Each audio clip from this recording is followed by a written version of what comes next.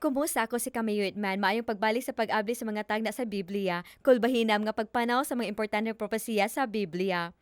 Gahapon nagsugod kita sa nindot kayong istorya sa karaan nga hari, si Nabucodonosor, ug sa iyang damgo nga gihatag kaniya sa Dios nga nagtagna sa pagsaka o pagkahulog sa mga dagkong imperyo sa kalibutan. Sa dihang gisulti ni Ginoong Hesus kung unsang mahitabo sa katapusang mga adlaw, makasalig bata nga mauni ang mahitabo? Oo gayod, higala. Ginatuman sa Dios ang matagsaan niya kanato. Ang Biblia usab nagpahibalo kanato nga ang Dios nagpakabana nining kalibutan ug ang pinakaimportante nagpakabana siya kanimo. Sa pagtan-aw nato sa pangnangagi, mulingkod kita sa tiila ni Ginoong Hesus ug maminaw sa pinakalabang pagtulunan sa mga ilahanan sa katapusan. Di ninyo gustuhon nga malaktawan ang iyang pagtudlo niining importante nga topiko. Apan sa di pa kita moadto sa presentasyon, atong balikan ang mga detalye sa pag-abli sa tagna sa Biblia. Aduna kami ubay-ubay nga kagamitan nga amo ipahat kaninyo, tanan ninyo makuha pinaagi sa pagtuplok sa link sa ubos o pag-adto sa awr.org/Bible.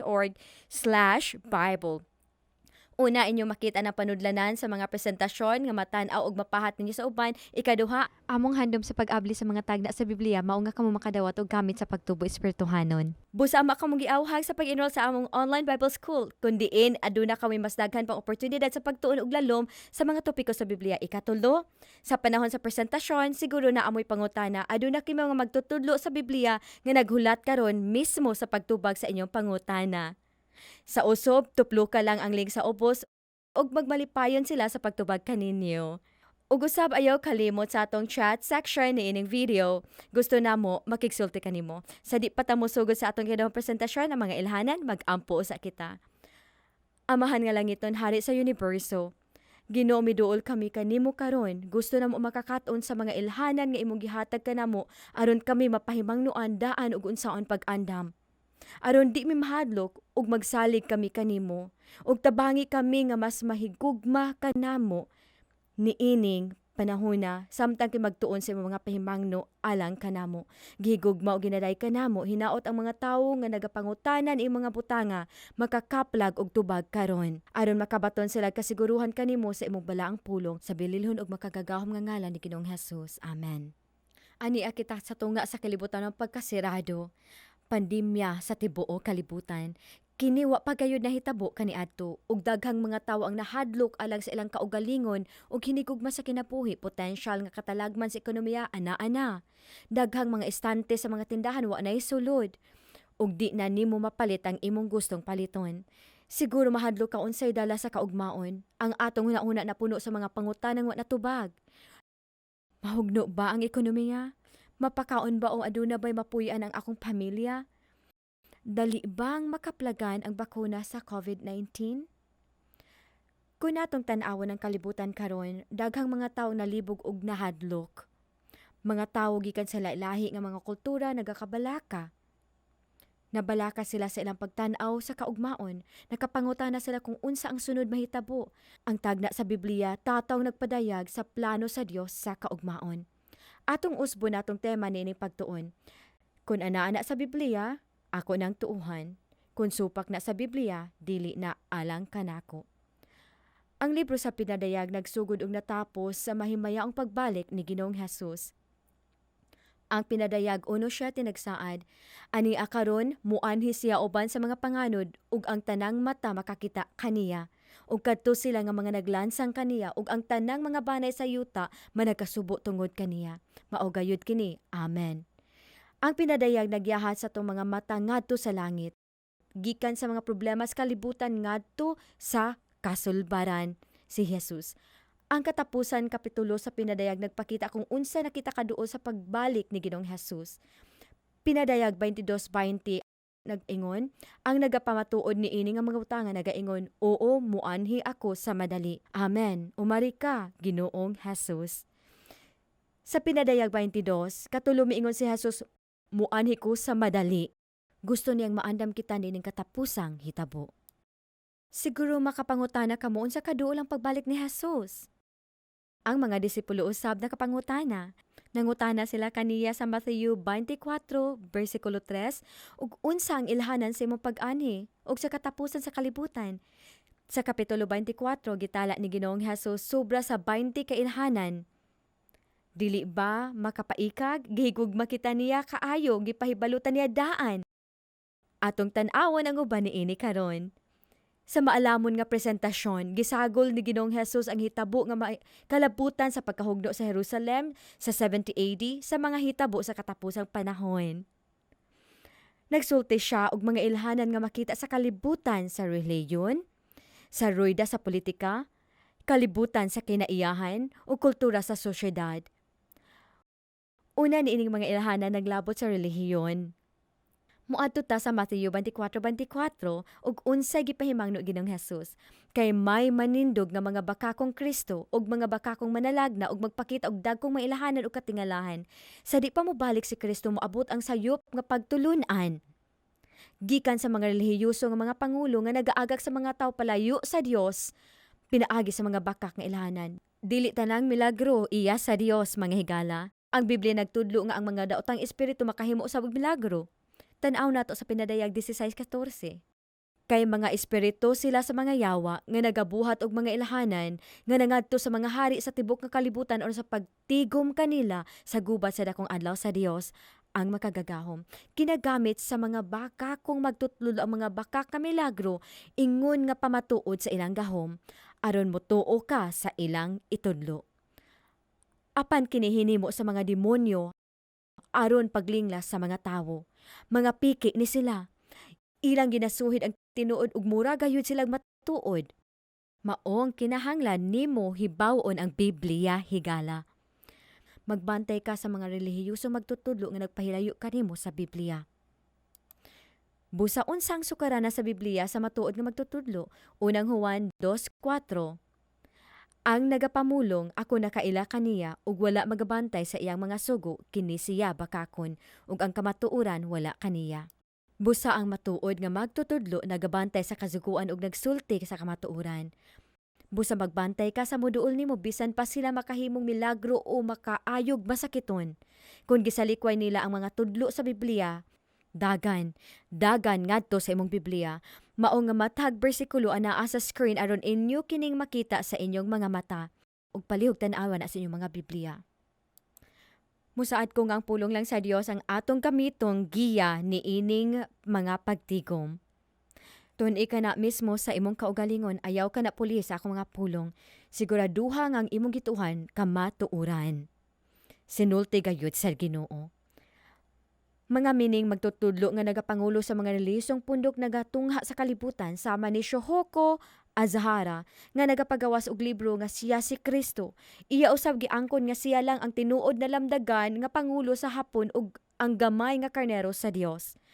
Giangkon ni Azahara nga makahatag siya gahom sa iyang sumusunod ug magkuha sa ilang sala ug karma. Tulo ka tuig human na pagawas ang libro, nagbuhi ang iyang mga sumusunod og makapatayng gas sa ilalom nga dalan sa Tokyo, nga nakapatay og 13 og nakapeligro sa linibo. Sa milabayng 50 anyos, paspas nga nagataas ang mga nag-angkon nga sila balaan og espirituhanong pangulo. Sa kontinente sa Afrika, si Joseph Kibweteri ug Credonia Muerende nagdala sa ginatos ni ilang sumusunod sa kamatayon tapos sila nagpista sa tulo ka baka ug nag-inom sa 70 ka kahon nga ilimnon. Milabot sa 924 ang namatay. Nagpahimangno usab si Ginoong Hesus nga adunay pag-usbong sa mga okulto sa katapusang panahon. Katingalahang panghitabo. Mga libro sa mahika nagapadayon nga nagakahalin sa minilyon nga kadaghanon. Ti mga labaw sa kinaiyahan nagsulod sa mga inila nga salida, inila nga pasundayag sa TV ug dili maihap nga mga nagapalambo niini sa internet. Nagakadaghan ang nagaato sa psychic, spiritista ug astrologo ug guban pa.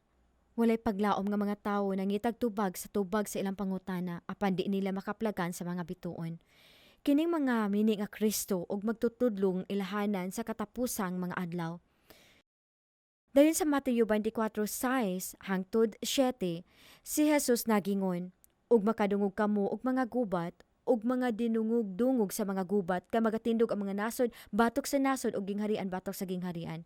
Gitagna gid Ginoong Hesus nga sa di pa ang katapusan adunay mahitabo nga internasyonal nga panagbangi sa tibuok kalibutan. Sa lahing pagkasulti matabo ang mga gubat sa tibuok kalibutan. Sa atong pagling as milabay nga kasaysayan mao kadto ang pinakamadug-anon sa tanan. Gibana-bana sa usa ka sosyologo nga sa ika-20 ka siglo adunay usa ka 280 ka milyones ang namatay sa gubat.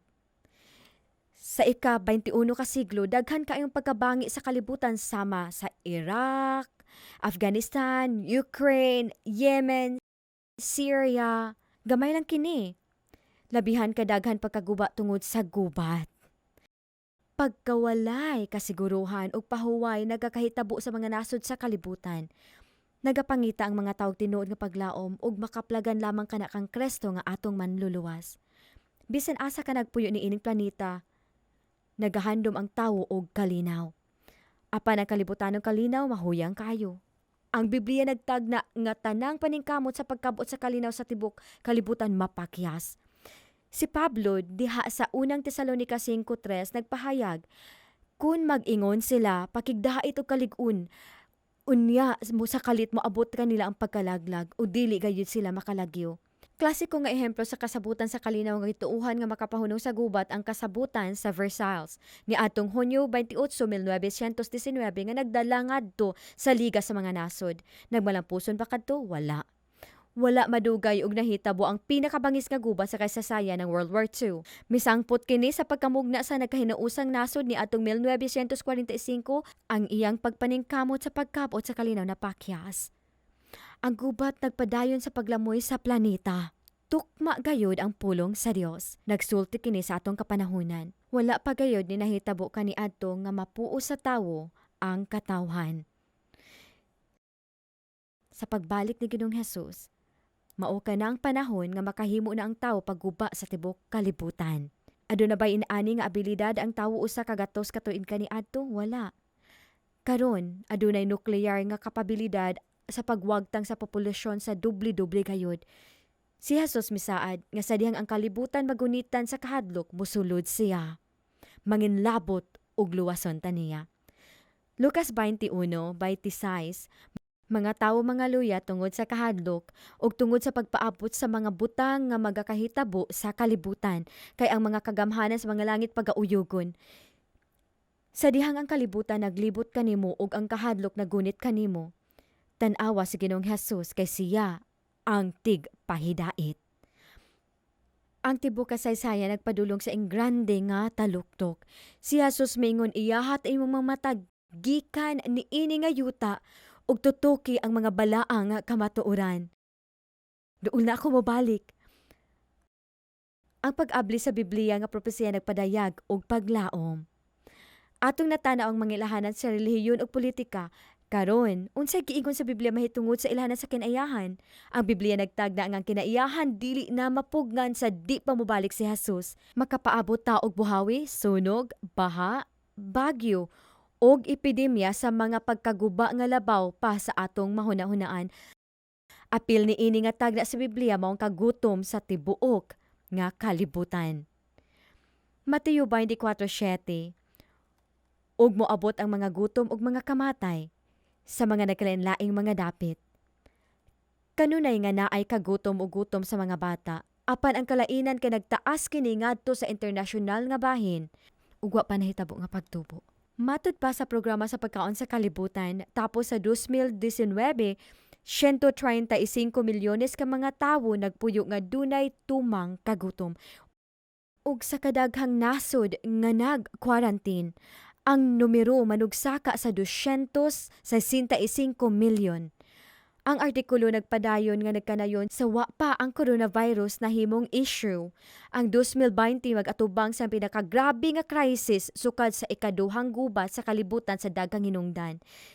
Sa dihang magpadayon ang pagtaas sa kamatayon tungod sa coronavirus, ang programa sa pagkaon sa kalibutan nagpahimangno nga ang kalibutan posible mag-atubang og pandemikong gutom. Kay ang numero sa mga tawo nga nagkinahanglan sa pagkaon halos magduble ni ini nga tuig.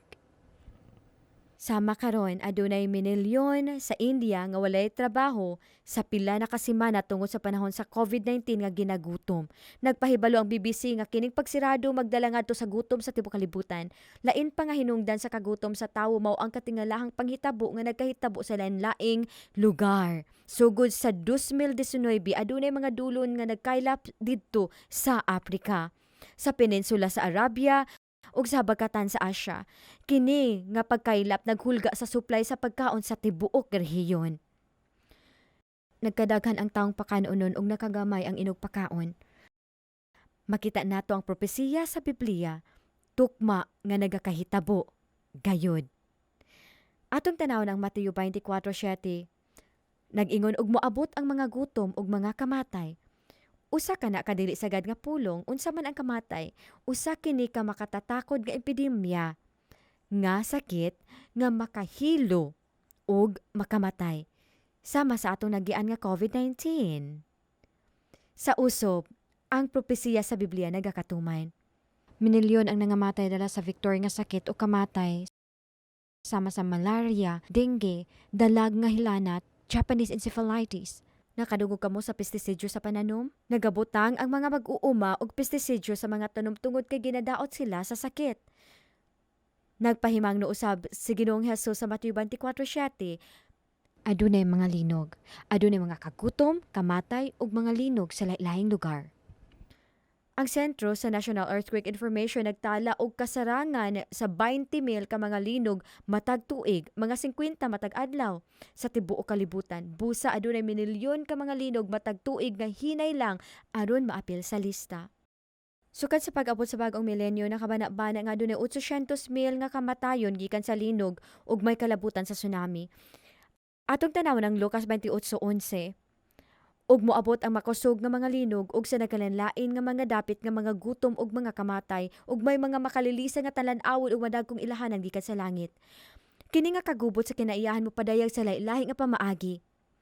Urakan, bagyo, buhawi, baha, sunog, magsunod-sunod pagpakita sa ilang kaugalingon. Nasayod ba mo nga sa 2019, 40 dolyar bilyon ang nagasto alang lamang sa katalagman sa panahon? Nakasudong kita sa daghan kaayong sunod nga mga hitabo bag-o lang sa California ug sa kagub-anan sa Australia. Og sa New South Wales, bag-o lang natabo ang pinakagrabing sunog sa kasaysaran nga sobra sa 13 milyones ektarya ang nasunog o 6% sa estado. Ang Zimbabwe nakaatubang sa pinakamakapatayng disustro nga nasulat sa milabayng tuig resulta sa tropikal nga bagyo Idai.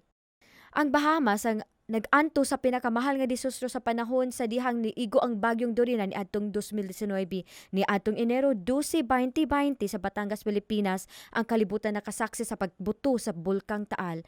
Ako og akong mga kauban nagdokumento og milagrosang kaagi sa tumoy ni nga bulkan, mga semana ang milabay sa wa pa kinimit buto. Kining mga natural nga katalagman mga ilahanan nga ang propesya nagakatuman. Makasali kita sa Biblia.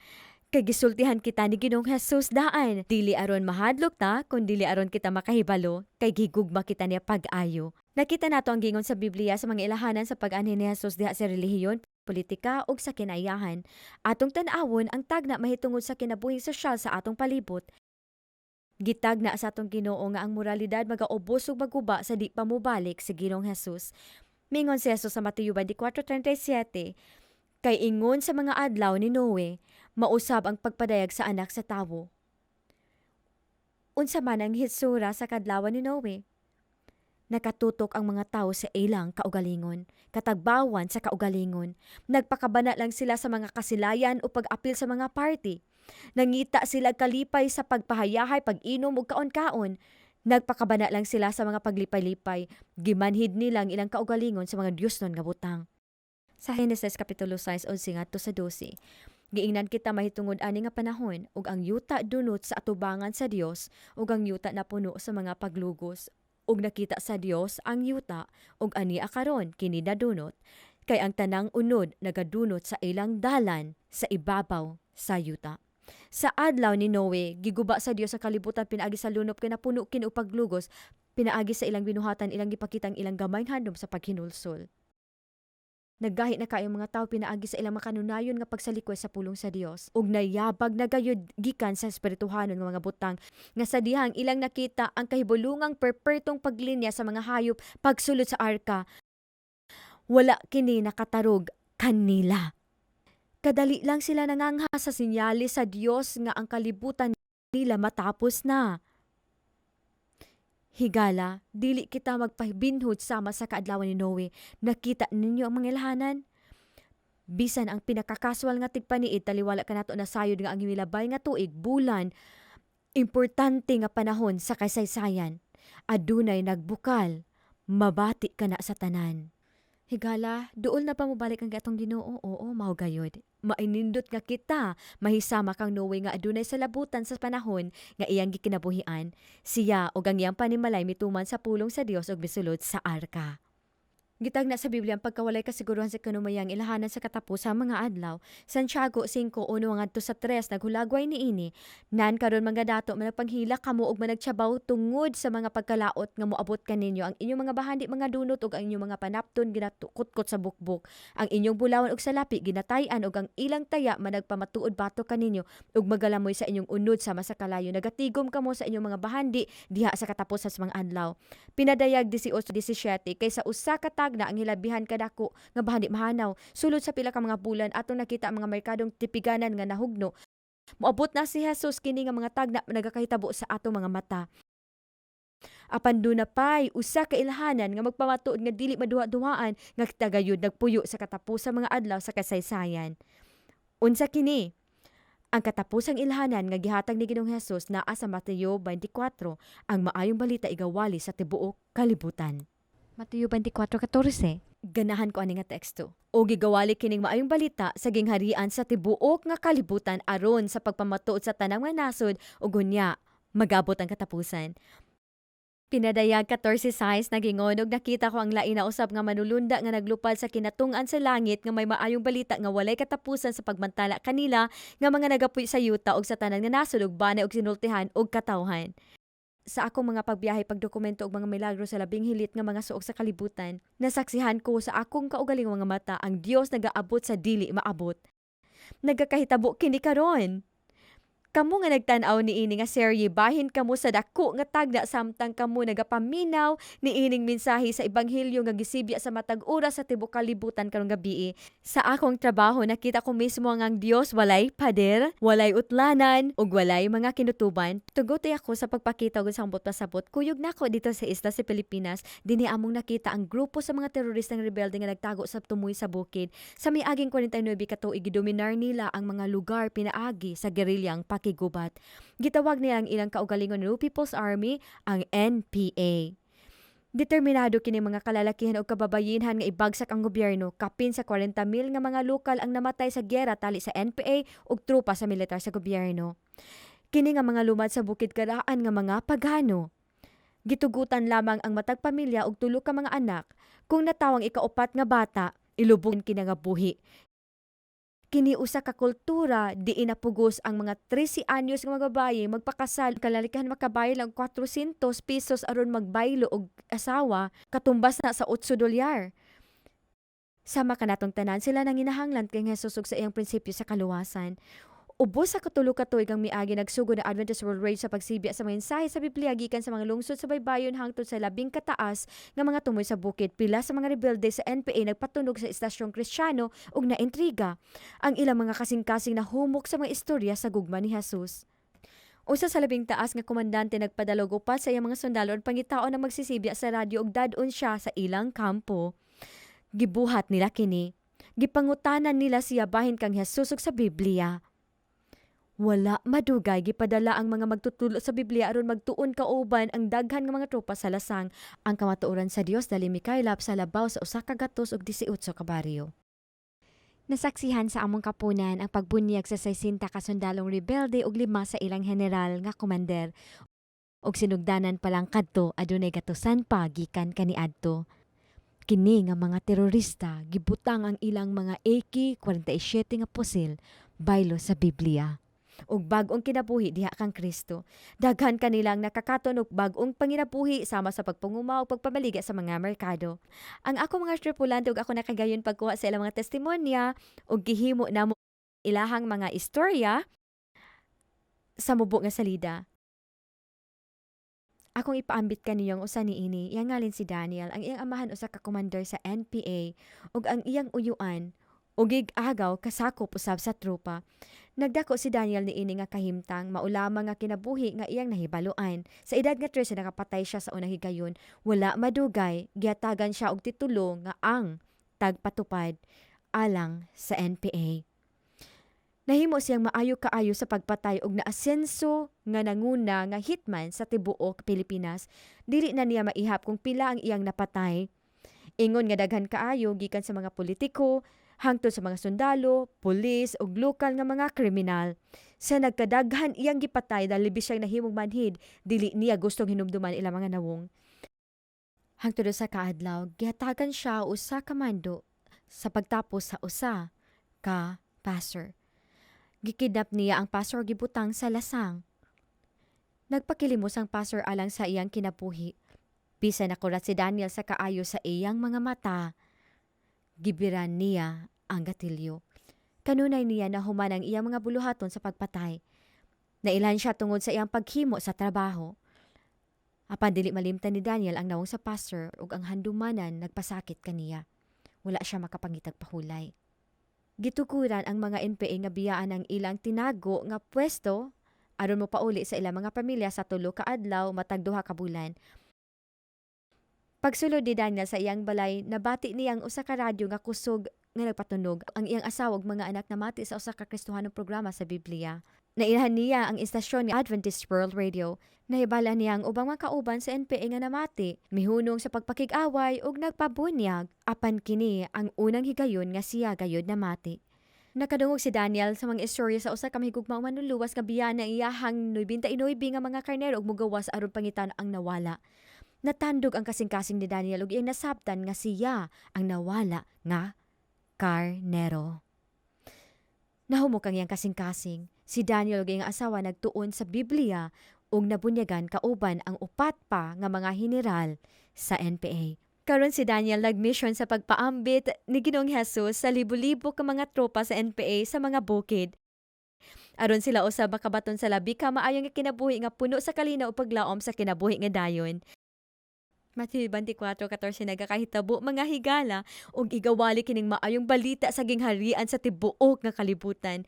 Ubani ako sa Zambia, usa ka nasod sa South Africa, diin akong 3 ka videographers ug ako misulod sa pinakataas ka seguridad nga prisuhan sa tibuok nasod.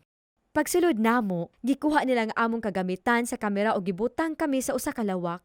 Ang mga gwardiya wala nahibalo sa among imbitasyon ug gisultihan mi nga wala gyoy gitugutan nga media sa sulod sa pader sa prisuhan. Apan sa dihang nakumpirma nila nga kami mga Adventist World Radio, ila kami gihatod sa ilang nataran sa bilangguan. Kini wala pa nahitabo. Ang Dios naghimog pamaagi aron ang kamatuoran sa maing balita makaabot sa mga piniriso pinaagi sa mga airwaves ngadto sa ilang bilangguan. Nagsarang ang presuhan og duol sa 2,400 ka binilanggo ug labaw sa 1,150 ang nabautismohan. Makato ka ba niini? O gikan sa 250 nga mga patyunon nga piniriso, labaw sa 50 ang midawat kang Jesus.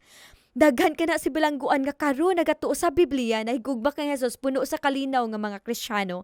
Aduna sila paglaom din na kang Jesus. Ang General Komisyonador sa Zambia nitagbo kanamo aron magpasalamat sa AWR nga nagbag-o sa kahimtang sa iyang kampo sa bilangguan. Mabuhat ka na ni Jesus. Hallelujah. Dili bang Diyos kay bulungan, ginaabot niya ang mga dili angayan sa labing mangitngit ug lawom nga suok sa kalibutan. Mao ka na ginabuhat ni Ginoong Hesus. Sama sa kawatan nga nagbitay sa cross nga naguna-una bahin sa iyang kinabuhi ug sa mga pagpili. Kabalo siya nga takos ang iyang kalapasan niini nga silot. Apan ang tawo sa iyang tapad nga si Hesus malinawon kaayo ug buutan. Iya pang giampong iyang mga maglulutos. Ang kawatan na kumbinser nga kining tawhana anak sa Dios. Sa iyang katapusang buhat nangayo lang siya nga mahinumduman, gipasaligan ni Jesus ang kawatan nga siya matubos, gikan ni adto nga gutlo na matay siya nga dunay paglaom sa kaluwasan. Mao kini nga paglaom ang gihatag sa mga palatyunon nga mga pineriso karon.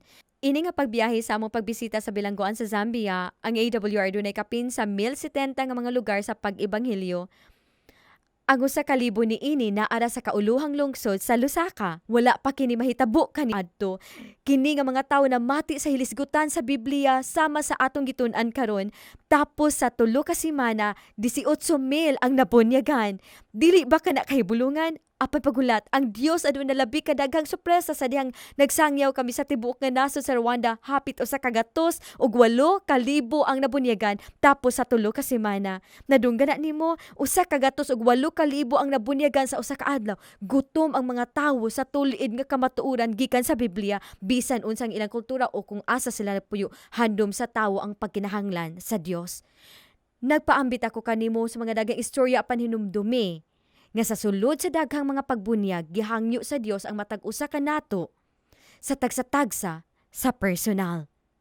Sunod gusto kay sulti kanimo mahitungod kang Ruben nga taga Argentina. Nagdako siya sa usa ka Kristohanang panimalay apan sa milangyaw siya aron ipadayon ang iyang pangandoy nga magmalampusong negosyante, nagpalayo siya sa Dios.